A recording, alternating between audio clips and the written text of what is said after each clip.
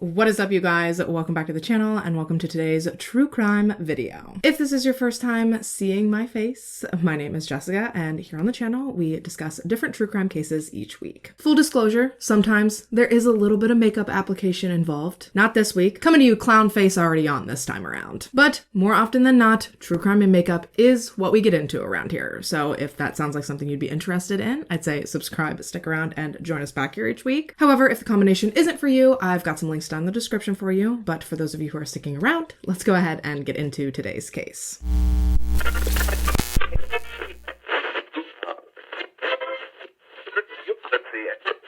On a quiet night in 2002, the city of Killeen, Texas was shattered by a crime that seemed ripped right out of a nightmare. A young woman with her entire life ahead of her was abducted out of her very own home and forced into a brutal fight for survival. This attack was barbaric, and the odds were stacked against this woman, but somehow she did manage to do the seemingly impossible. Her story is one of terror, of grit, and of a determination and a will to live that is truly admirable. Today, we're going to be discussing the chilling story of the abduction and the attempted murder of Bridget Kelly, one badass woman who refused to allow herself to become a victim, even when all hope seemed lost. All right, so our story today takes us to the Lone Star State. That's right, the land of big belts, big hats, and big guns.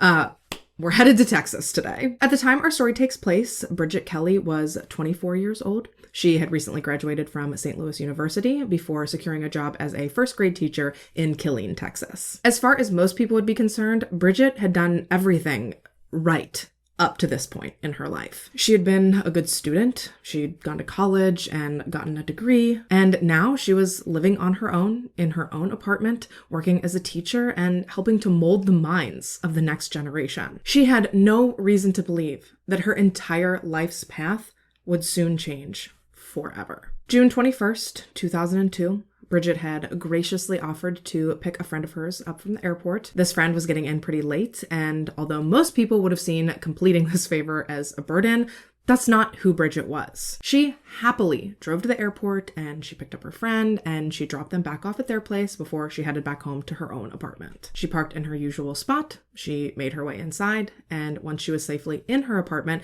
she did what women everywhere are taught to do. She locked the handle lock on her doorknob, she locked the deadbolt, and she secured the security chain lock as well. And it wasn't even like Bridget lived in like a particularly dangerous neighborhood or anything like that. It's just that living alone, especially as a woman, you tend to get into these habits. My husband makes fun of me all the time because I will lock the door behind him if he goes out to get the mail. That's how ingrained it is in me to make sure that every door in my house is locked at all times. And clearly, Bridget had taught herself to operate in the same way. Her apartment complex was actually gated in, so you would think that she would have actually been safer in that complex than like your average woman living alone might have been.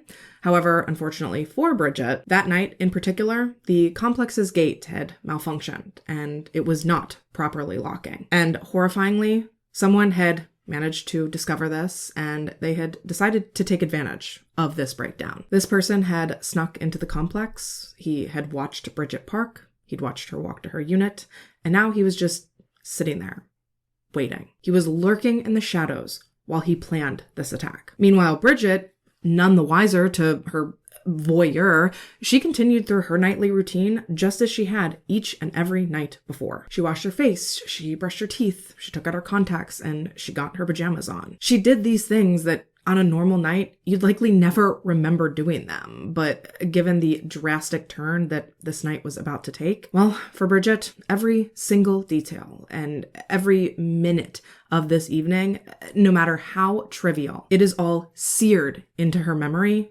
forever. Bridget had barely gotten into her sweatpants and she was heading to bed when all of a sudden she heard what seemed like an impossibly loud bang come from her front door. Obviously, this startled her, but more than anything, she was just pretty confused. I think even when you're scared, your brain still tries to rationalize things and it tries to calm you down. So I cannot imagine that when she looked through her peephole to see what was going on, that she could have ever been expecting to see a young man brandishing a gun charging at her door. She was so taken aback and so surprised by what she was looking at that even as he took off running directly at her apartment door, she didn't move. She just stood there, frozen, as the door exploded inward, slamming into her face and knocking her to the ground. Then, disoriented and dazed from the blow to the head, Bridget looked up and she became terrified as she looked from the eyes of this strange man straight down to the barrel of the gun that was now pointing directly at her face. This was so surreal to her. She almost felt like she was dreaming. You hear these stories, but they're never going to happen to you, right? This had to be a nightmare. 20 seconds ago, she was about to crawl into her bed, and now she's being held at gunpoint in her very own doorway. She felt like this simply could not be real life. But unfortunately, the fact of the matter was that this was happening. This man, if you can even call him that, he was real. He was strikingly young. He was tall and he was skinny, but most notably, Bridget remembers that he was growing increasingly more agitated, seemingly by the second. Before she could even really get a grip of what was going on, he began screaming at her and demanding that she give him all of her money. He was rushing her and yelling at her, and there was an obvious implication that if she did not follow his orders, he was going to shoot her. So without hesitation, she began methodically following these instructions. She got herself onto her feet, she walked over to her purse, and she began fumbling through it for whatever money she could possibly find. And after frantically searching for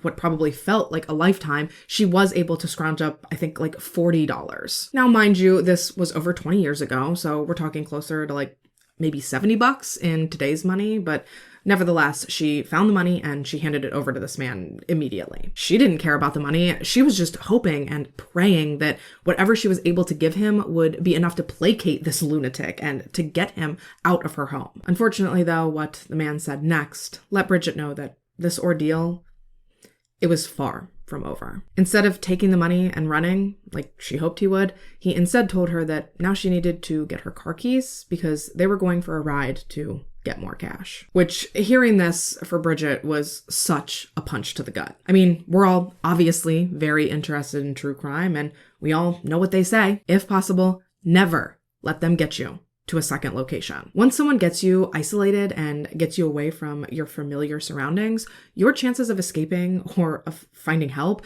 they diminish drastically. Chances are, if someone has a second location in mind, it is likely somewhere that they think that there will be no witnesses, nowhere for you to turn, and limited, if any, ways for you to escape. Certainly, they're not going to take you somewhere that they're going to have less control of you. No, they want you somewhere where you are completely vulnerable and completely at their mercy. And Bridget knew this, but in this situation, what choice did she really have? This man was blocking her only way out of her apartment, and he's holding her at gunpoint. So regardless of the whole second location rule, she grabbed her keys and she followed him to her car. And actually, it was on that walk from her apartment to her car that Bridget, to her horror, finally realized that this attack was not random. This man was walking in front of her. He was leading her to her car. So in that moment, it clicked in Bridget's brain that this man knew which car was hers. He had seen her park. He had watched her walk into her apartment, and he had waited and watched her to make sure that she lived alone. He had chosen and he had hunted her specifically. A thought that sends chills down my spine. As the two got into Bridget's car and they pulled out of her complex's parking lot, she did basically the only thing she could think to do, and she began to tell this man about herself. Yeah, it for sure felt weird in the moment, but she knew that the best chance she had of getting out of this alive was to try to humanize herself to this man. So she told him about her job, and she told him about her students. She told him all of the reasons that she loved teaching. She even tried to pull on his emotions, and she asked him if there were any really special teachers that he ever had in his life, or if he had any favorite teachers, or any teachers that he looked back on particularly fondly. To Bridget's credit, she tried her ass off to try to find some sort of connection with this man in hopes of trying to save her life. But frustratingly, no matter what she did, this man barely even acknowledged her. I think the only response that she ever managed to get out of him was him telling her to shut up. Regardless of that, though, she did keep trying. She even got so desperate at one point that she started talking to him about children's books that she liked reading to her class. Specifically, she distinctly remembers rambling on for minutes about the book Peter Rabbit to this guy. And again, yeah, she said it felt ridiculous in the moment, but what else was she supposed to do? All she wanted to do was to strike some sort of nerve with this guy, or to elicit some sort of emotion out of him that might make him realize that what he was doing was so wrong. But as I'm sure you'd likely expect, all of this effort, it fell on deaf ears. This man was laser focused on one thing and one thing only, and this was getting Bridget to an ATM so that she could get him more money. And so they continued on. And eventually, after driving for what I assume had to have felt like forever, Bridget and her abductor finally slowed to a stop at a standalone ATM location that was in the middle of this deserted parking lot. Once he had parked, this man instructed Bridget to get out and to withdraw him as much money as she possibly could while he waited in the car for her. And don't get me wrong, she was more than willing to give this money to this man, but she was very surprised that he wasn't going to be getting out with her. He's supposed to be holding her captive, and yet he's letting her out into this parking lot alone to retrieve this money. My guess is that he did this in an effort to not be captured on any sort of potential security system or cameras that either the parking lot or the ATM might be equipped with. But regardless of the reason, for the first time since this whole ordeal started, there was actually finally some distance between Bridget and this man. A fact that, trust and believe, was not lost on her. As soon as she realized that he really was just gonna hang back in the car,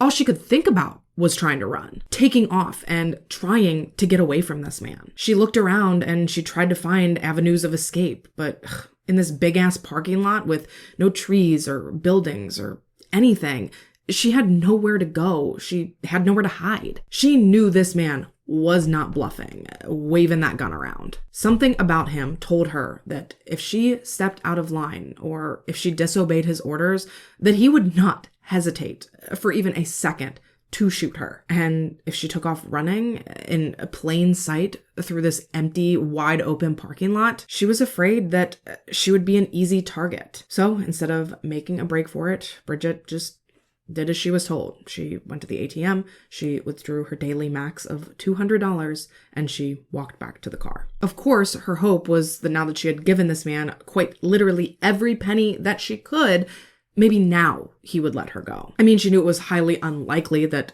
things were going to go down that easily for her, especially given the fact that her abductor, he wasn't wearing a mask, so she had clearly seen him and she could clearly identify him if he left her alive. So understandably, she wasn't really feeling super optimistic about everything. Hopeful, yes. Optimistic, not so much. And as this man began driving out of the parking lot and away from the ATM, it didn't take Bridget long to realize that he was not driving towards her apartment. He was driving in the complete opposite direction, taking her further and further and further away from her home. And as he drove and drove and drove longer and longer and further into the Texas night, Bridget, she just knew. She knew that whatever this man had planned for her next, it could not be good. And unfortunately, she was right. Once they had left the ATM, this man drove Bridget to a dark, desolate, abandoned field. There were no lights and no people. There were no buildings visible to her. There was just nothing. Nothing save for Bridget and this man pointing a gun at her. So when he instructed her to get out of the car, she just knew that this was it. He was going to kill her right here in this very field. What she wasn't expecting, though, was that he had one last horror that he planned to subject her to. When Bridget stepped out of the car, now, again, face to face with her abductor, rather than shooting her right then and there, he instead instructed her to undress. She could not believe what was happening, and she begged him and she pleaded with him. She told him that God would not want this for either of them. She told him that God didn't want him to be a rapist and a murderer, and he surely didn't want her to be raped and murdered and abandoned like trash in the middle of this field. But her abductor didn't care. He hadn't cared about anything she had to say up to this point, and it was becoming very obvious to her that he certainly didn't care now. He ignored her pleas, and he forced her, right then and there, to undress in front of him while he continued to point his gun at her. So, begrudgingly, Bridget did as she was told. She could barely even think, let alone process what was happening to her. She was horrified at the notion that she was about to become a rape victim. How could this be happening to her? She was just so overcome with fear and with disgust. But then she got a very small glimmer of hope, because as she started to remove her clothes, her ATM card actually fell out of her pocket and it clattered down onto the floor. Now, in an everyday setting, you probably might not even hear this, but out there in that field with nothing surrounding the two of them but darkness, this sound might as well have been the loudest thing that either of them had ever heard. And startled by this noise, for just a brief second, Bridget's captor took his eyes off of her. She hadn't taken her eyes off of him, though. So seeing that his focus had been pulled from her, even for just a second, Bridget ran. She took off. She bolted half naked through this field, just hoping and praying that she would be able to get enough of a head start on this guy to get away from him. But unfortunately, that was not the case. Within just seconds, her captor was on top of her. He tackled her to the ground and he pressed his gun into her side. He didn't even have to say anything to her. At this point, this gesture alone was enough to convey his message. Try something like that again, and you're dead. And in response, Bridget just went limp. She knew that she had exhausted all of her possible options, and that now this was going to happen. This man was going to rape her. And so she did everything she could possibly think of just to try to make it through it. As the assault was taking place, Bridget basically just disassociated. She tried desperately to stay calm and to separate herself from her physical body. And hearing this just reminded me so much of Alison Botha, because I remember in her story, she talked about doing the same thing. How through her ordeal, she continued to remind herself that no matter what those monsters were doing to her body, that there was absolutely nothing they could possibly do to actually touch her mind. And listening to Bridget talk about how she tried her best to disconnect from her body during her ordeal, it just very much brought me back to Alison and to her story. Just two exceptionally strong women who survived some of the most truly horrifying and nightmarish experiences that anyone could imagine. And as horrible as being violated like this was for Bridget, what is probably even harder to wrap your head around is that while this was happening, she was scared for it to be over. Of course, in the moment, she wanted this man off of her, likely more than she had ever wanted anything ever before in her life. But she also didn't know what this man's ultimate plan was for her. I mean, she had a pretty good idea, but there was obviously no way for her to know for sure. So as fucked up as it is to think about, as long as this man was still actively raping her, Bridget knew that at the very least, she was still going to be alive. Tell me that is not just like psychological warfare level shit. My brain, honest, I can't even go there. It is a train of thought that I genuinely believe a person cannot fathom unless they've actually had to. And then to make matters worse, when this man was finally done having his way with her, Bridget's worst nightmare began to play out right in front of her very own eyes. After this man peeled himself off of her, and as he stood there and he got himself dressed, he looked at Bridget and he told her to stand up and to turn around. So essentially he wanted her back facing him. And she wasn't naive. She knew exactly what this meant. This man was about to shoot her, and he was too chicken shit to look her in the eyes as he did it. And so, as she turned around, literally waiting to be shot, something came over her, and she just calmly told herself that this wasn't the end. She told herself that if she played her cards right, there was a chance that she could still manage to make it out of this. And then right as she finished that thought, the gun went off. Now, unbelievably, this first shot actually ended up missing Bridget, which, yes, physically is a good thing, but mentally, I cannot even imagine how much harder that made things on Bridget as she then stood there waiting for the next shot. Not that she had to wait long, though, because it was almost immediately after the first shot rang out that the second shot rang out in quick succession. And this time, it did hit her. Now, it should go without saying that likely nothing can prepare the average person to take a literal bullet, but somehow, as this pain exploded through Bridget, she knew that it was time for her to put on the performance of a lifetime. She took the bullet, she cried out, and she immediately dropped to the ground. But even lying there in searing pain, she knew she had to commit to the bit. So she fought every urge she had to react, and she laid there as still as she could possibly manage. She didn't make a sound, and she didn't move a muscle, and she tried to control her breathing as much as she could to make it as shallow as possible. Whatever she could think to do to convince this man that he had in fact killed her, she did it. However, regardless of if her performance was convincing or not, her abductor had every intention of making sure that he finished this job. So after striking her with the second shot, he walked over to her, stood above her, and he shot her again at damn near point-blank range. And this second bullet, without a doubt, did the most damage to Bridget. It tore through her colon, it tore through her stomach, her liver, her spleen. This bullet shredded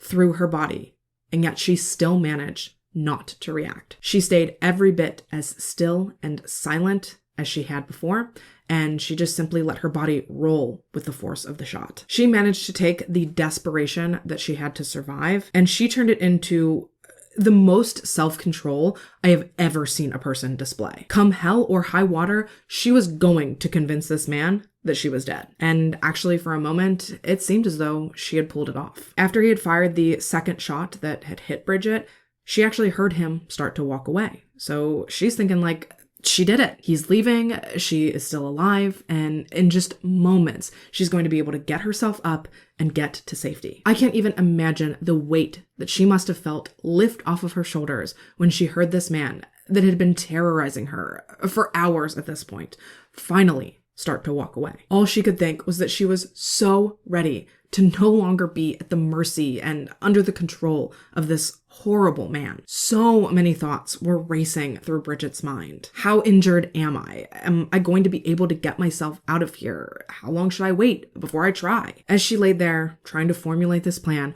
all she could think was how elated that she was that this nightmare was almost over. But then suddenly, the footsteps stopped. She had no idea what this man could possibly be doing. She's facing away from him at this point, and she's got her eyes shut tight, pretending to be dead, so she had no idea why he had stopped. She had no way of knowing that he had actually turned back towards her, taken aim again, before ultimately shooting Bridget a third and final time. I'm guessing that after this third shot, that he must have assumed that there was no way that Bridget could possibly still be alive. This time, he didn't even bother to walk back and look at her or to check again. He just shot her a third time, and then he walked calmly to her car, and he drove away. As far as he was concerned, he had left Bridget naked and dead in that field. But miraculously, Bridget was not dead. I mean, she'd been shot 3 times, so she was obviously gravely injured, but as soon as she could no longer hear her car, she took that to mean that the abductor was likely far enough away. So she mustered up the remaining strength that she had,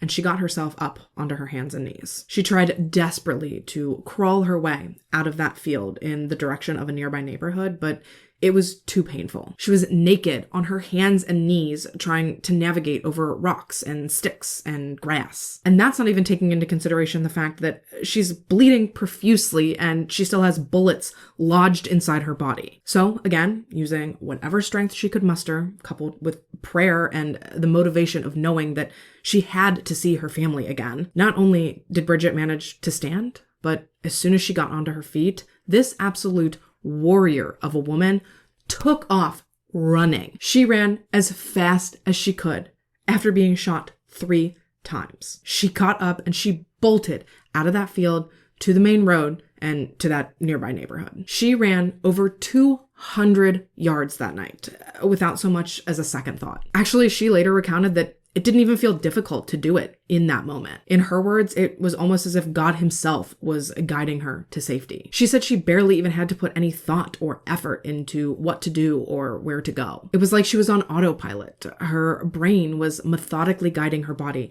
to do exactly what needed to be done in order for her to survive. Even when the people in the first house that she got to refused to answer the door, Bridget was unflappable. Now, to us, it might seem like a huge punch in the gut that no one answered that first door, but as you'll see in a minute, I truly believe that this was a massive blessing in disguise. I do want to say, though, that although the first people didn't let Bridget into the house, they did call 911, but they were too scared to open their door and to actually physically help. So thankfully, when Bridget got to the second house and she began furiously banging on the door, because she's like beyond desperate at this point for someone to answer her and for someone to help her. And thankfully, this time, someone did. Retired Army Sergeant Frank James. Truly bless this man's heart. When he opened his front door that night and he was met with Bridget, indecent and bleeding, covered in mud and barely clinging to life, before he even took the time to ask her who she was or what had happened,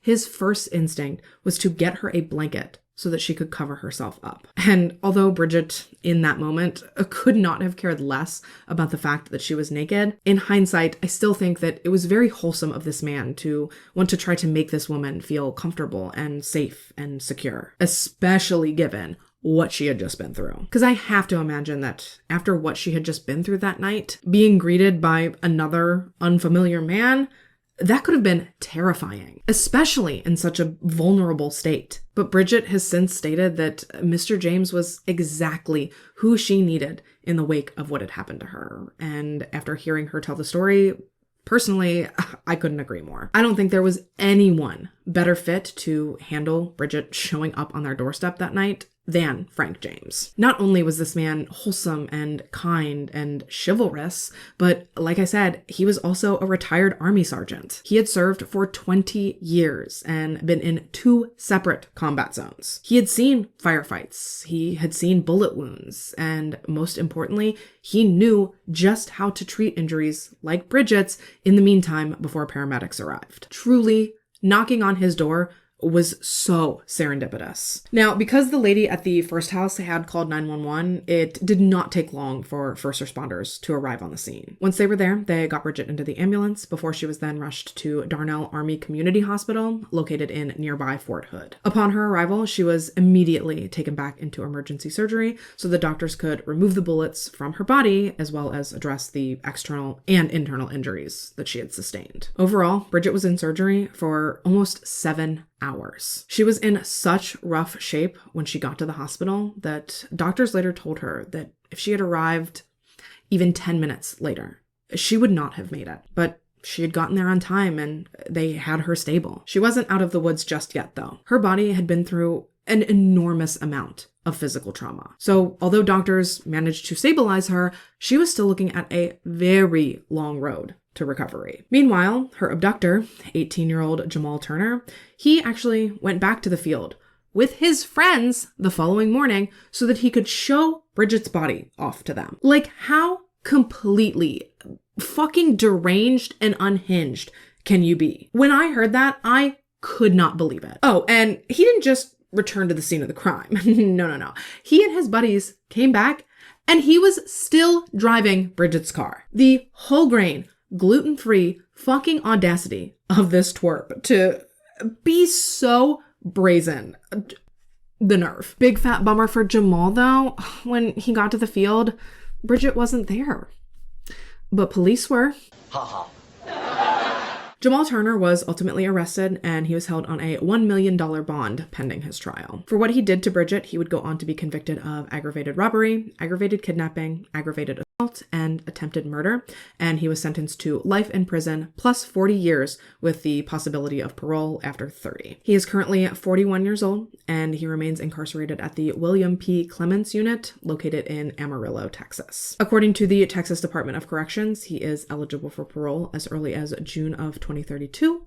However, my guess is that he likely won't be getting it. Texas is a fairly punitive state, and from what I was able to find, it seems like the majority of the time if you locked up in Texas, you ain't getting paroled. And that's good in this particular scenario because, yeah, he might have only been 18 when this crime was committed, but in my opinion, if you're willing to commit a big boy crime, you really should be ready to serve big boy time. Disrespectfully, of course. Circling back to Bridget, though, despite the unbelievable strength that she showed throughout her ordeal, following her attack and following her surgery, Bridget struggled a lot. And I mean, understandably so. Physically, she had a lot to overcome. While Jamal's bullets had somehow miraculously managed to miss her heart and her lungs and her spine, she had still sustained an unbelievable amount of internal damage. Like I said, those bullets had torn through her colon, her stomach, her liver, her spleen. They had damaged her pancreas so much that she effectively developed type 1 diabetes following this. She also had to wear a colostomy bag for months while she was recovering. And this is all just physical. This isn't even taking into consideration all of the mental trauma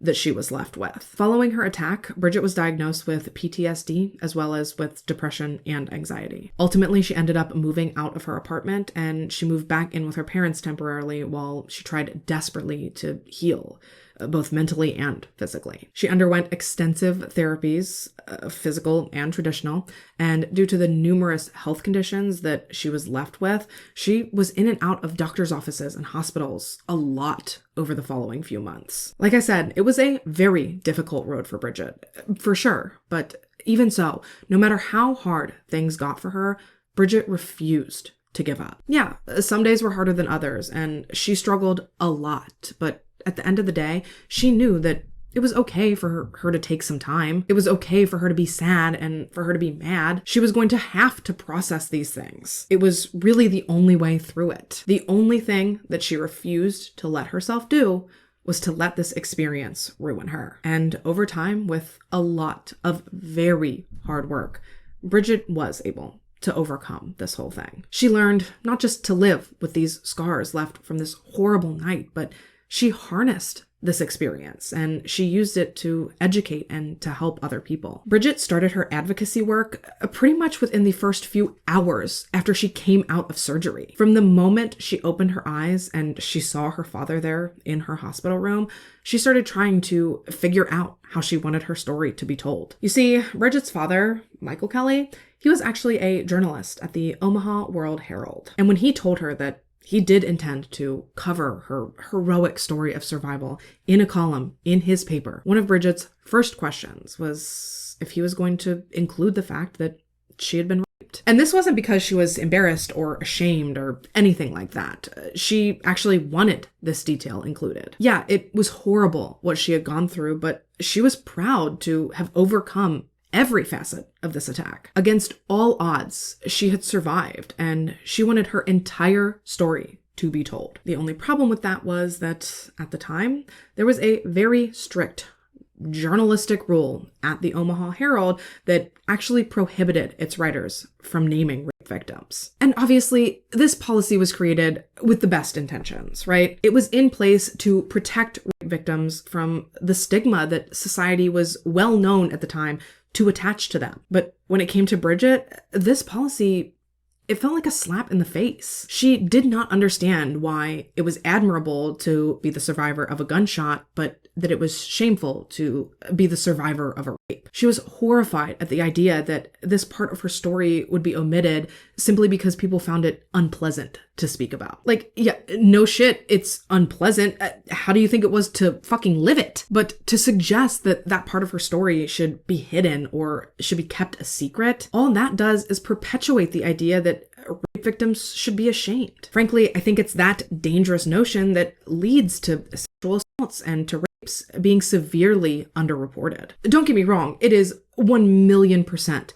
a victim's choice to come forward and to share their experience or to not. The only person that should feel any sort of shame around a rape is the sick fuck that commits it. As Bridget stated, rape survivors should be viewed as just as heroic as someone who survives any other sort of violent attack. So Bridget demanded that her father fight tooth and nail for his paper's permission to publish her full story. And finally, after weeks of pleading his case and explaining how Bridget felt, he was ultimately granted permission. And in this article, when he could finally say Bridget's name, he proudly told the story of how his daughter, Bridget Kelly, survived the unthinkable. On top of that, he spoke about Bridget's desires to have her story told and her hope that it might help others feel like they're not alone, that it might help them not feel ashamed. Actually, there was a point in this article that her father made that I think is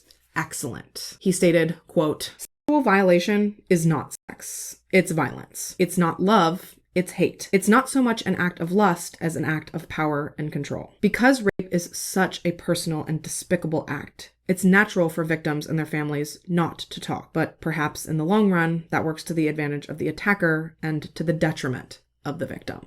Again, it is totally and completely up to each individual victim whether or not they choose to speak out. What Bridget's father is saying, and what I wholeheartedly agree with though, is that it should never be shame that keeps someone from telling their story. A victim should never be ashamed of what someone else does to them. What they are forced to go through speaks volumes more about their attacker than it ever could about them. Over the years, Bridget has continued to share her story. She's been invited to speak at anti-violence rallies as well as sexual assault conferences. She even made a PSA video in the very field where she was raped and shot just 7 months after that fateful night. And in that video, again, she speaks out about the shame that society ends up putting on rape victims by refusing to cover their stories. And unbelievably, once that PSA started airing on local networks, calls to the Texas rape hotline increased by 200%.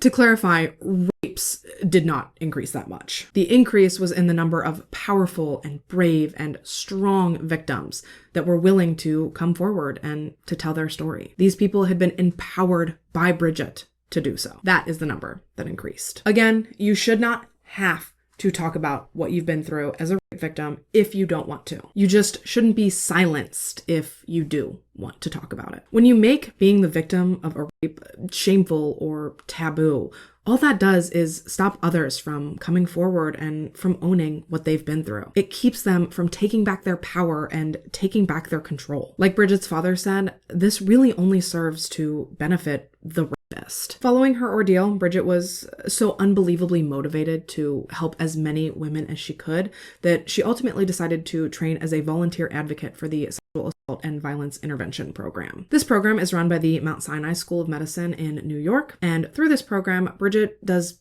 everything from sitting with survivors in hospital emergency rooms to answering victims' questions about forensic exams. Every single day, Bridget provides moral support to these people that have survived the same horror that she has. After experiencing what she did, both in the rape and what came after, she never wanted another woman to feel ashamed or to feel silenced the way that she had been made to feel ever again. She is truly an inspiration, and she is a fighter and just an all-around badass woman. Surviving what she did and then going on to thrive the way that she has, I tip my hat to her. As for present day, Bridget is now married. She married the love of her life back in 2012. Actually, it was almost 10 years exactly after her attack that she got to put on her beautiful white dress, and she got to walk down the aisle in the great room of the West New York Union Square Hotel. And standing at the end of that aisle, waiting to exchange vows with Bridget, was her best friend, Eric Strauss. Eric actually works in media, and when the two initially met, it was because he was covering Bridget's story. They struck up a friendship following the interview, and then obviously that evolved into a relationship, which then became a marriage. They remain happily married to this day. They are still living in New York City, and they are raising their 2 children. And that, my friends, is the incredible survival story of Bridget Kelly. Well, now Bridget Strauss. Let me know your thoughts on this case in the comments down below. As always, I thank you so much for taking the time to watch this video and to listen to this story. If you have a case or a topic you'd like to see me cover, feel free to fill out the case submission form that I have linked down in the description. And if you haven't already and you'd like to, go ahead and subscribe to my channel. I put out new videos every week, but if you turn on your post notifications, you'll always be notified when I do post, and you'll always be sure to catch me back here in my next one. Until then though, stay safe and have a good week. Bye! And here on the channel, we discuss the difference by a crime that seemed ripped right out of a night. A thought that since ever. He and eventually after what drive and then to make matters worse, first house that she knocked even I truly he was a retired army sergeant, community hospital located in whoa, that was a lot. Following her attack, wow, what? Bridget started her he was actually a am I okay? I have serious concerns. Journalist at the Omaha World Herald. Nope.